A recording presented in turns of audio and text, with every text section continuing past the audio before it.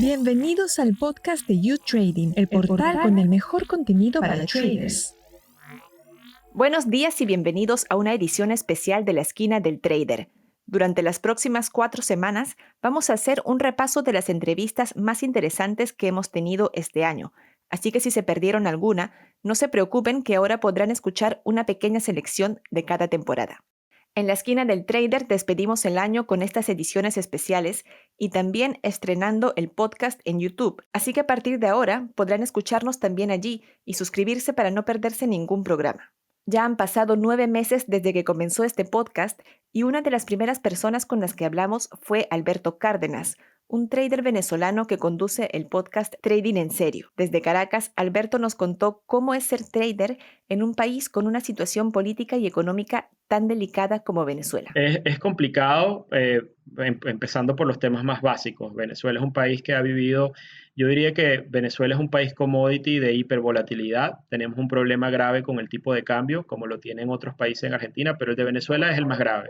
Pero digamos, nos parecemos a los argentinos en el tema del tipo de cambio, siempre tenemos una crisis. Lo paradójico es que somos un país petrolero y eso también nos ha hecho un país extremadamente volátil, donde hemos sufrido choques externos positivos y negativos. Y bueno, ya digamos estas últimas etapas, el país ha vivido un proceso de crisis inédito, histórico, ha sido la depresión económica más grande en país petrolero alguno. Y eso aguas abajo ha mermado, por ejemplo, en que tengamos problemas con las conexiones de Internet. Así que un trader en cualquier otro lugar o inversionista pues con su conexión a internet básica le funciona y no se tiene que estar preocupando de que le vaya a fallar la luz, ni tiene que estarse preocupando por ese tipo de cosas operativas tan básicas. En Venezuela ese es un tema de riesgo operativo que hay que controlar, entonces mucha gente que está en los mercados tiene que tener 2 y 3 y hasta 4 conexiones de internet diferentes, hay que tener hasta una planta eléctrica eventualmente cuando no hay luz. Hay una serie de cosas que son distintas acá, pero bueno, yo creo que todos esos aprendizajes, yo lo veo por el lado positivo, lo ayuda a uno a ser más resiliente, a tener una concepción sobre las volatilidades y las crisis, y de alguna forma también los países viven ciclos y las crisis no son extendidas, o sea, no son permanentes, tienden a cambiar, y es un poco la esperanza también que yo tengo con el tema de Venezuela y Latinoamérica. En este sentido, ¿tienes alguna experiencia que nos puedas compartir, alguna anécdota? Bueno, claro, por ejemplo, hace un par de años, un año y medio, Venezuela sufrió un apagón masivo que es que no hubo energía eléctrica en todo el país, pero no fue un apagón de unas 2, 3 horas cuando mucho, sino que fue de varios días. Por supuesto, se fue, poco a poco fueron muriendo las conexiones a internet, no se tenía energía eléctrica para tener las computadoras y eso en mi caso me obligó, por ejemplo, a moverme a sitios donde tenían plantas eléctricas y conexiones directas satelitales para poder conectarse a internet y poder manejar los riesgos de las operaciones abiertas, ese tipo de cosas, porque nadie anuncia un apagón como que fue una experiencia muy loca, muy estresante en su momento, pero bueno, fue un aprendizaje y ahora uno tiene backup para el próximo apagón en caso de que ocurra. Eso por decirte una de tantas. ¿Dónde fuiste? ¿A un hotel? Fui ni siquiera a un hotel, a un motel. Que tenían muy buen servicio de plantas eléctricas y allí pues uno podía cargar las computadoras, hacer toda la cosa.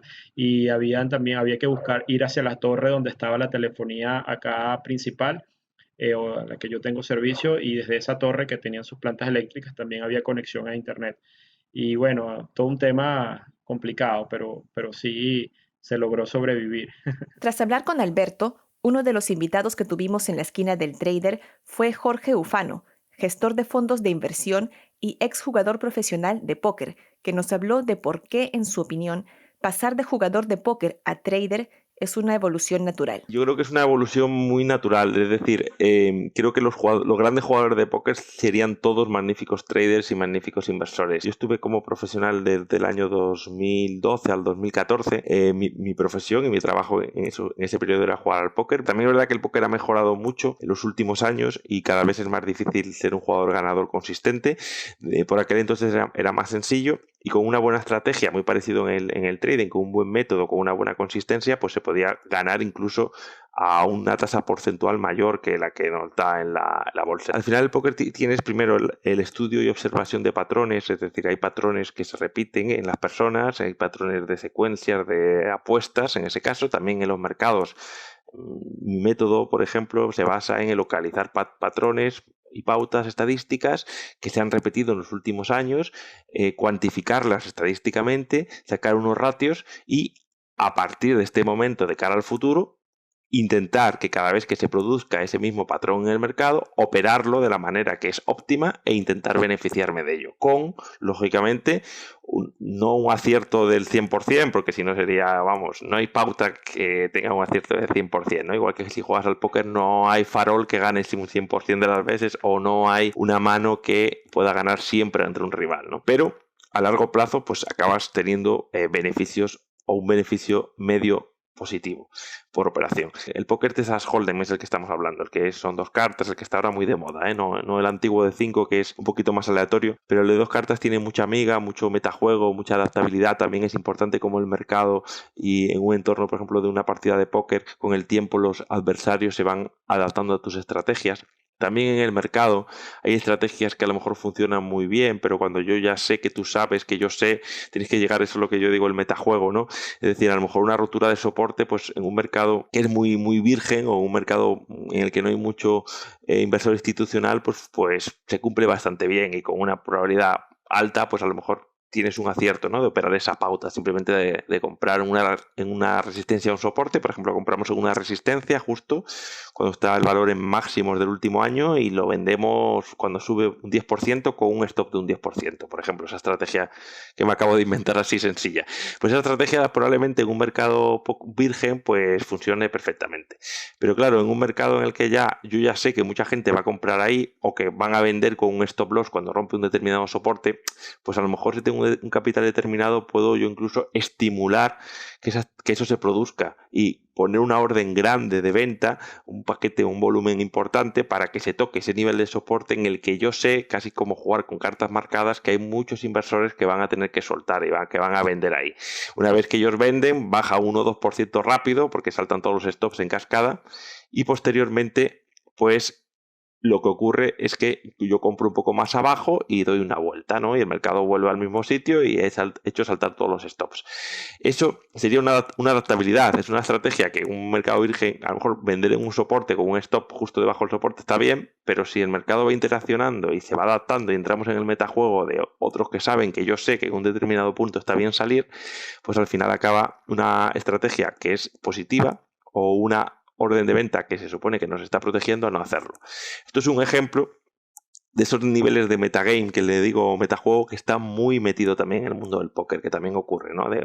Si yo faroleo mucho, pues los rivales van a saber que yo faroleo mucho y mi estrategia óptima ya no va a ser seguir faroleando, va a ser empezar a jugar solamente y apostar cuando tengo buenas cartas, porque entonces ellos se van a adaptar posteriormente y van a pensar que yo tengo buenas cartas y tengo que ir cambiando. Esto es un poco, estas dinámicas también ocurren en los dos mercados y tenerlas en cuenta es importante. Y el programa de hoy lo acabamos recordando la entrevista a Jocelyn Quinteros, una experta venezolana en neurofinanzas y fundadora de la revista Armonía F. Jocelyn nos explicó desde su hogar en Bélgica por qué cuando decidimos en qué gastar nuestro dinero, estamos tomando una decisión más sentimental que racional. Cuando hablamos de inteligencia, una de las cosas que tiene la inteligencia es que llama automáticamente a esta capacidad de yo controlar una emoción. Y la inteligencia nos puede llevar erróneamente a reprimir una emoción. Entonces, por eso hay que estar muy pendiente cuando nosotros hablamos del tema inteligencia, porque realmente la inteligencia es como que si fuera, la emoción es como un sistema paralelo que corre. De hecho, Daniel Kahneman habla un poco acerca del tema, donde evidentemente el sentir viene primero que el pensar. Y muchas veces nosotros, habiendo identificado el sentir, le ponemos una etiqueta de correcto o incorrecto y entonces la reprimimos. ¿Ok? Entonces muchas veces lo importante aquí es conectar con ese sentir, que es parte de la esencia humana y es lo primero que llega. Y una vez que yo conecto con ese sentir, entonces ahora yo después, entonces decido. Eso es uno, y lo otro es la diferencia que hay entre emoción y sentimiento. La emoción tiene una característica que te lleva a tomar un impulso que lleva a una acción. En tanto que el sentimiento es la forma como yo codifico internamente esto en mi mundo y como yo luego utilizo esta información para tomar decisiones a futuro. Entonces, por ejemplo, si yo crecí en un entorno donde un hecho externo, una situación financiera en mi familia generó un esquema dramático o caótico en mi familia, pues yo empiezo a codificar esa experiencia y esa experiencia luego se me convierte en un sentimiento, ese sentimiento donde yo no me acerco a esto porque esto es peligroso.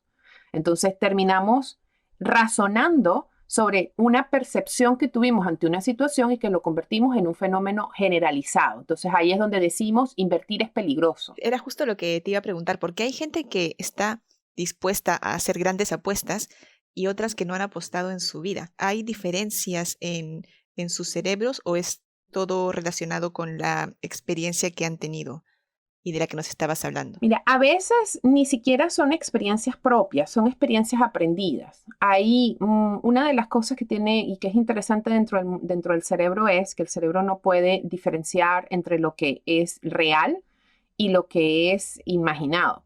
Entonces, existen, inclusive hasta a nivel de la misma experiencia. Tú pudiste haber tenido una experiencia donde ganaste, pero psicológicamente lo incorporaste como una pérdida, porque no ganaste lo que esperabas.